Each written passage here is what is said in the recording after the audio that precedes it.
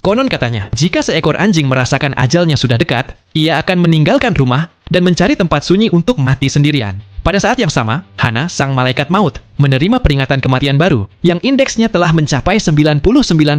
Melihat waktu hampir habis, mereka pun bergegas menuju lokasi yang ditandai. Tiba-tiba, Toma melihat seorang gadis berjalan ke tengah jalan. Sementara mobil di belakangnya tidak menunjukkan tanda-tanda melambat. Tanpa ragu, ia melompati pagar pembatas untuk menyelamatkannya. Untungnya, Hana dan Kai menggunakan kekuatan mereka tepat waktu. Saat itulah mereka menyadari, gadis itu sedang menggendong seekor anjing. Ia menyerahkan anjing itu dan kembali bekerja tanpa banyak bicara. Hana menjelaskan bahwa yang hampir meninggal bukanlah gadis itu. Toma lalu mengambil ponselnya dan memeriksa peta. Dan benar saja, sinyal itu mengarah pada anjing tersebut. Mereka membawanya ke kafe terdekat untuk mencari tahu keinginan terakhirnya. Untuk menemukan pemiliknya, mereka pergi ke toko hewan dan mencoba melacak lewat kalung nama, tetapi tidak berhasil. Lalu, mereka membawa anjing itu ke dokter hewan. Dokter mengatakan usianya sudah 13 tahun dan waktunya tidak banyak. Mereka harus bersiap menghadapi kemungkinan terburuk. Toma sangat marah. Ia yakin pemiliknya telah menelantarkannya. Anjing itu menggonggong keras, seolah mengerti apa yang mereka bicarakan. Karena tak ada petunjuk lain, Hana meminta Toma memeriksa tim memori dunia bawah. Ternyata, ketika makhluk apapun mendekati kematian, dunia bawah akan menyusun rangkuman hidup untuknya.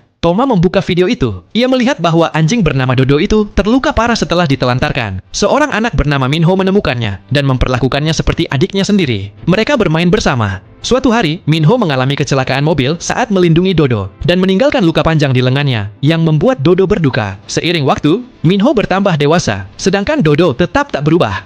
Untuk menutupi bekas luka, Minho membuat tato di lengannya. Mereka pun bahagia sambil menonton matahari terbenam bersama di bangku taman. Hingga suatu hari, Dodo terkena tumor ganas dan membutuhkan operasi. Namun di usianya 13 tahun, risikonya sangat tinggi. Minho ragu dan mendiskusikannya dengan keluarganya. Dodo mendengarnya dan menyadari apa yang terjadi. Ia pun lalu memilih pergi agar tidak merepotkan keluarga mereka. Toma hampir menitikkan air mata saat menonton ini. Ia menghubungi Hana, memintanya mencari secara daring pemilik tato yang sesuai. Benar saja, Kai menemukan sebuah postingan bahwa Minho sedang mencari Dodo. Saat itu, Minho pulang kerja, menonton video lama tentang Dodo, dan menangis. Tepat saat itu, ia menerima pesan dari Hana. Mereka menentukan tempat pertemuan.